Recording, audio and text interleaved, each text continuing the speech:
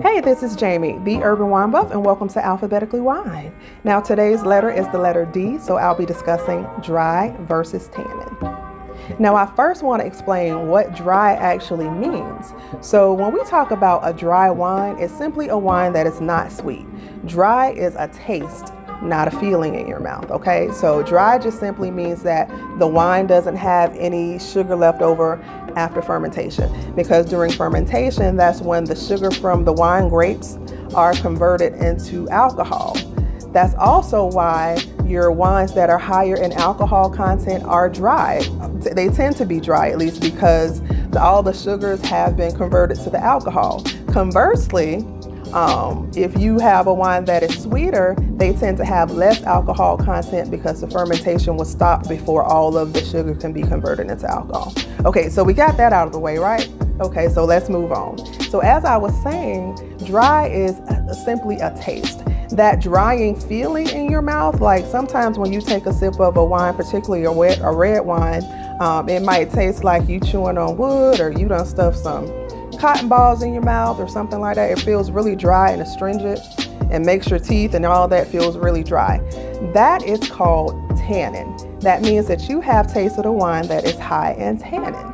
Okay, so tannin is a component of the wine that comes from the grape skins, the seeds, the stems, all that good stuff during fermentation, during the winemaking process. So what happens is, with red wines in particular, the grape juice is allowed to sit and marinate with the grape skins, giving it its color, giving it character, giving it flavor, and that process is called maceration.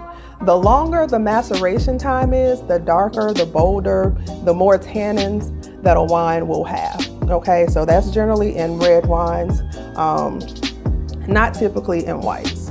All right, so these are the wines that are really good for aging because tannin is a preservative. So when we're talking about aging like fine wine, that's what we're talking about. We're talking about a wine that has high tannins because that's what helps the wine age so beautifully, okay? These are also the wines that you see in a restaurant, where you've ever been in a restaurant and you see somebody order a wine and then the sommelier comes over like with this glass container and they pour the wine in there first and it's like this big show.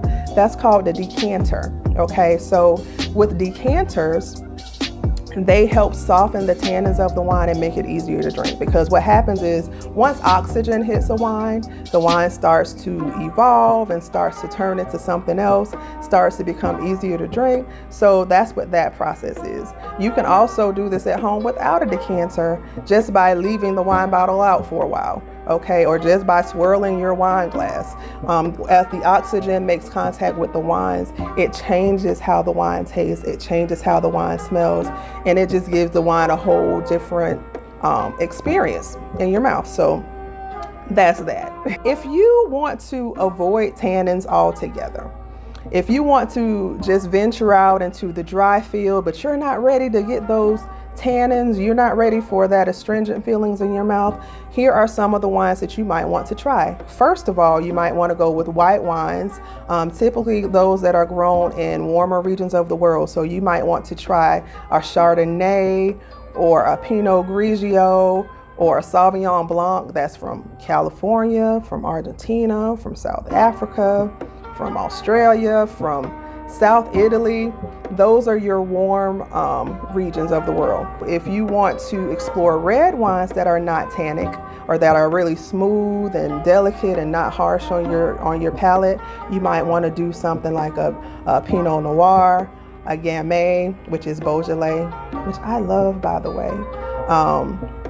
I have a blend here that is a blend of Petite Syrah, Syrah, and Barbera. Now, Barbera was added to this blend to smooth it out because Barbera is low in tannin. So this is a smooth, juicy red wine. And even though it's not sweet, it's really fruit forward, it's really soft, and it's really easy to drink. If you were here with me, I'd give you a sip and I guarantee you'd like it.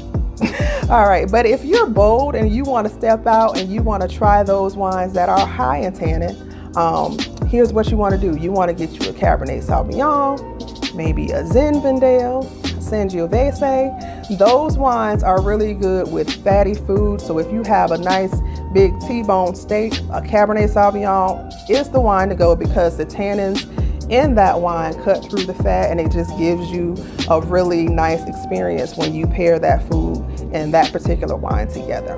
So I hope that I explained dry versus tannin well. I hope that you have gained some insight, and I hope that you give dry wines a try, because they don't always have to be bitter and strong and harsh.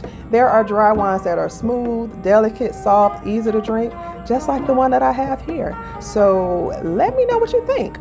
Leave a comment below, like, subscribe, follow, all of that, and I'll see you at the next video. Let's go.